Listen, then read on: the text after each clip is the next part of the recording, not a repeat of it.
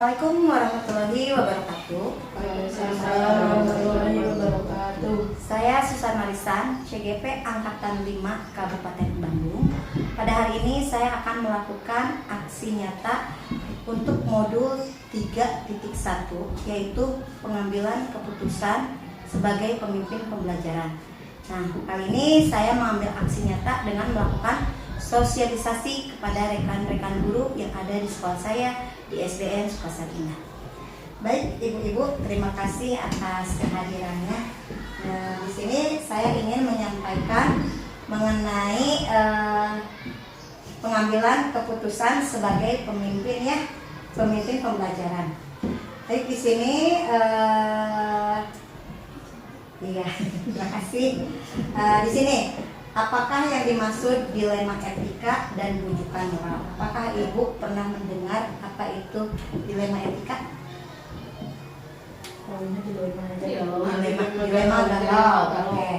Atau rujukan moral? Pernah tidak mendengar kata-kata tersebut? Rayu.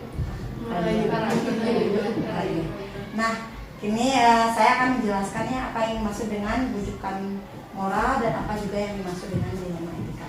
Nah, di sini dilema etika adalah situasi yang terjadi ketika seseorang harus memilih dua pilihan. Kedua-duanya adalah secara moral betul atau benar, tetapi bertentangan untuk dilakukan, gitu ya. Jadi intinya harus diambil satu keputusan yang dianggap paling baik. Sebagai contohnya nih, saya mau mengajukan sebuah kasus dilema etika gitu. Saya ingin tahu pendapat ibu-ibu ini. Saya pernah mengalami sebuah situasi di mana ketika saya mengajar di kelas 6, ada murid saya yang sakitnya lumayan sakit berat dan dia tidak dapat melakukan aktivitas belajar ya tatap muka seperti yang lain gitu ya. Nah, ketika menghadapi kelulusan gitu ya, yang harus dilakukan pada anak yang tidak ikut kegiatan pembelajaran itu bagaimana gitu ya. Secara kan untuk kelulusan ada kriterianya ya, bahwa harus mengikuti kegiatan pembelajaran, sedangkan dia tidak ikut kegiatan pembelajaran. Menurut ibu, yang harus dilakukan itu seperti apa? Saya coba jawab. Menurut saya kan sebagai guru bukan hanya kita mentransfer ilmu, tapi bagaimana kita mengaplikasikan kasih sayang. Ya. Jadi bisa saja menurut saya diluluskan dengan nilai, dengan kriteria ya udahlah, kriteria yang ada diturunkan oleh pemerintah harus begini, kita delete dulu dengan alasan kasih sayang terhadap anak.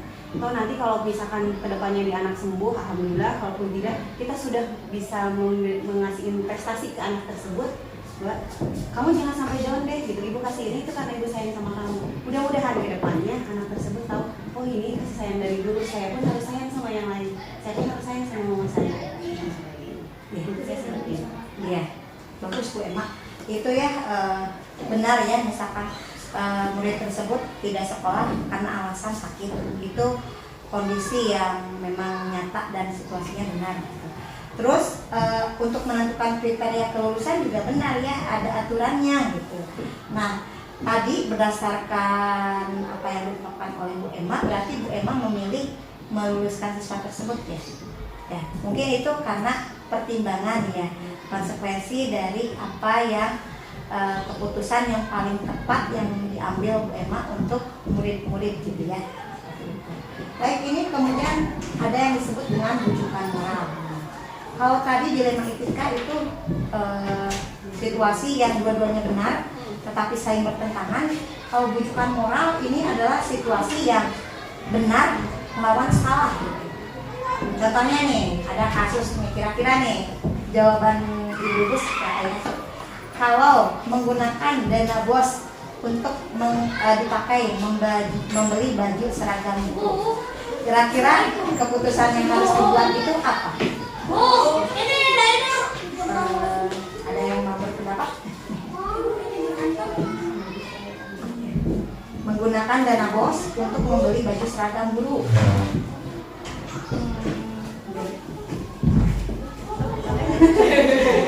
Coba jawabnya.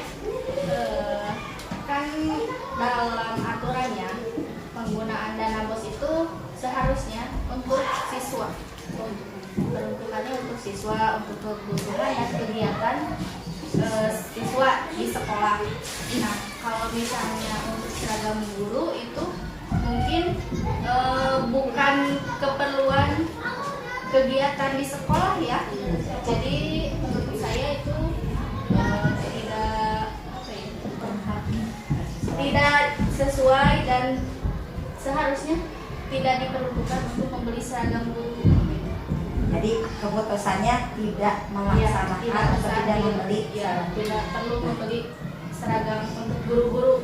Nah, ini adalah yang disebut sebagai kasus atau situasi rujukan moral ya, di mana yang jelas-jelas salah memang harusnya kita tidak lakukan gitu. Mau seperti apapun gitu ya situasi dan kondisinya, dikembalikan lagi pada keyakinan kita, keimanan kita.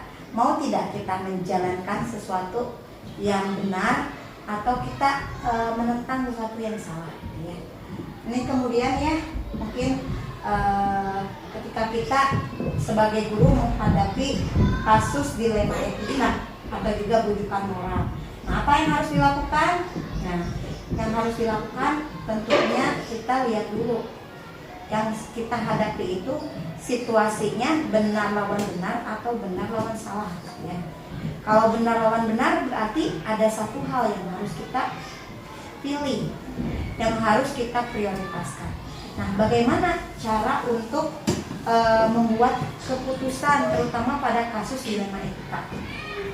Yang pertama adalah kita ambil dulu paradigma dari keputusan dilema etika ya. Apakah kasus yang dihadapi itu antara individu melawan masyarakat atau kelompok, ataukah rasa keadilan melawan kasih sayang, atau juga rasa kebenaran melawan kesetiaan.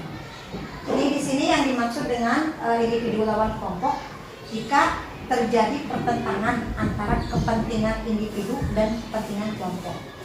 Jadi kita harus milih nih, kira-kira yang mau diputuskan itu kepentingan individu atau kepentingan kelompok. Tapi juga harus memperhatikan seperti apa dampaknya nanti keputusan tersebut. Nah, kalau rasa keadilan melawan rasa kasih sayang, nah ini mungkin ibu-ibu akan juga berada pada situasi dan kondisi seperti itu gitu ya, dimana kita punya aturan nih, tapi juga kita punya rasa kemanusiaan kan, gitu ya. Kita dituntut untuk memilih yang mana. Pertimbangan kita akan seperti apa, gitu ya. Kemudian yang terakhir adalah kebenaran lawan kesetiaan. Sesuatu yang benar memang harus dipegang kan, tetapi kadang-kadang ada situasi yang memang membutuhkan kita untuk menggunakan hati nurani kita lah mungkin ya dalam menghadapi situasi tersebut. Nah, kemudian di sini setelah kita menentukan paradigma yang tadi itu ada ini ya, ada 4. Oh, yang satu lagi ya, jangka pendek lawan jangka panjang gitu ya. Dalam artian kalau kita menemukan sebuah situasi, kita harus memperhatikan nih efeknya keputusan kita itu akan berjangka panjang atau berjangka pendek gitu ya, tergantung situasinya.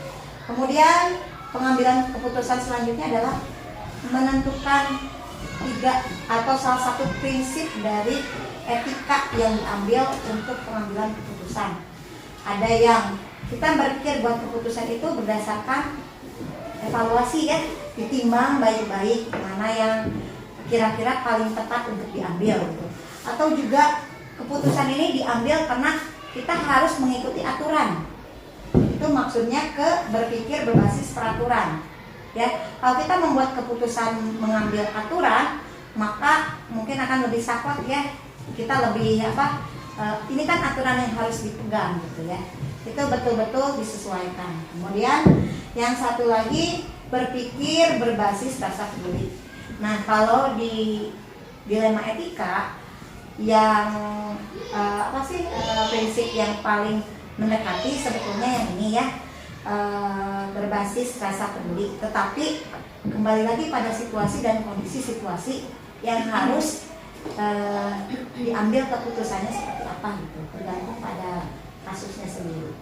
Kemudian setelah kita menentukan paradigma dan prinsip, adalah langkah selanjutnya adalah melakukan 9 langkah pengambilan dan pengujian keputusan. Yang pertama, kenali dulu ini kasusnya kasus dilema etika atau tidak. Kalau ini kasusnya dilema etika, maka bisa kita lanjut ke langkah kedua, yaitu menentukan siapa yang terlibat dalam situasi ini.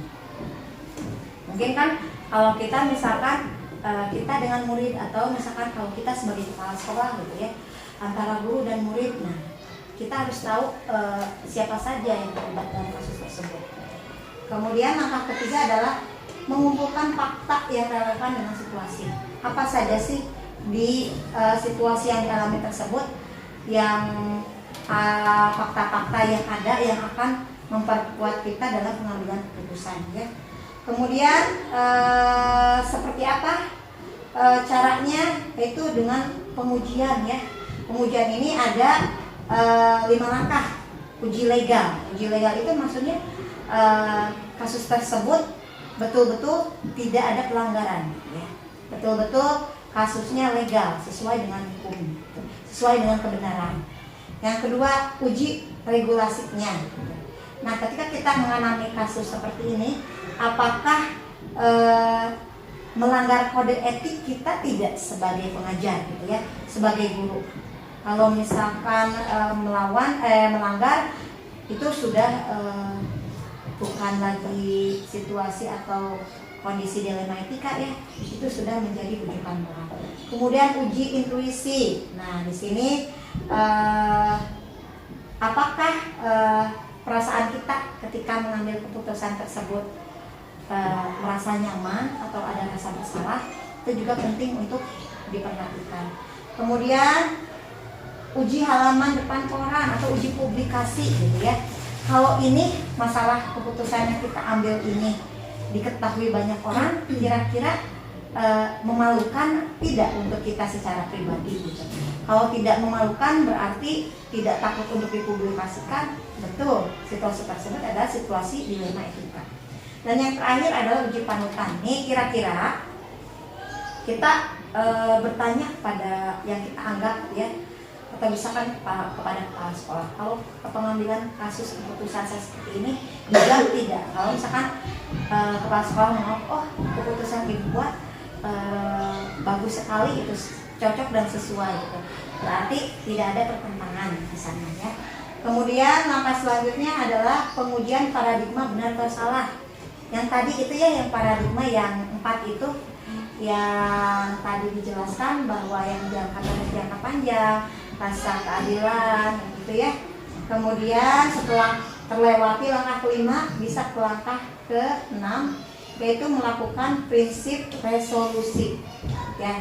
Ini ada di prinsip dilema etika yang 3 itu.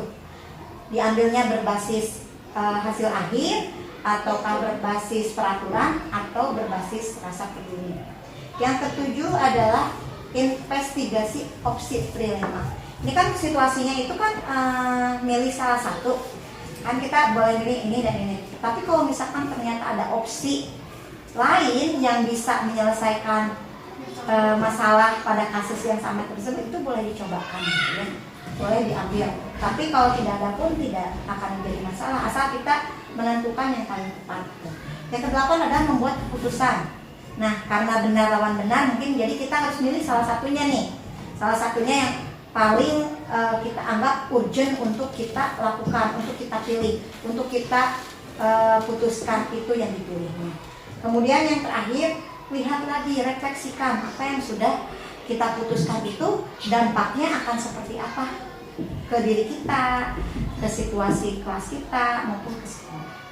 Nah, mungkin itu saja yang bisa saya sampaikan. Mungkin nanti kalau misalkan kita mengalami kasus-kasus apa itu bandara, dilema etika, mungkin kita bisa saling berkolaborasi, kita bisa saling sharing ya, membuat apa sih langkah terbaik untuk mengambil keputusan yang paling tepat kita sebagai pemimpin pembelajar.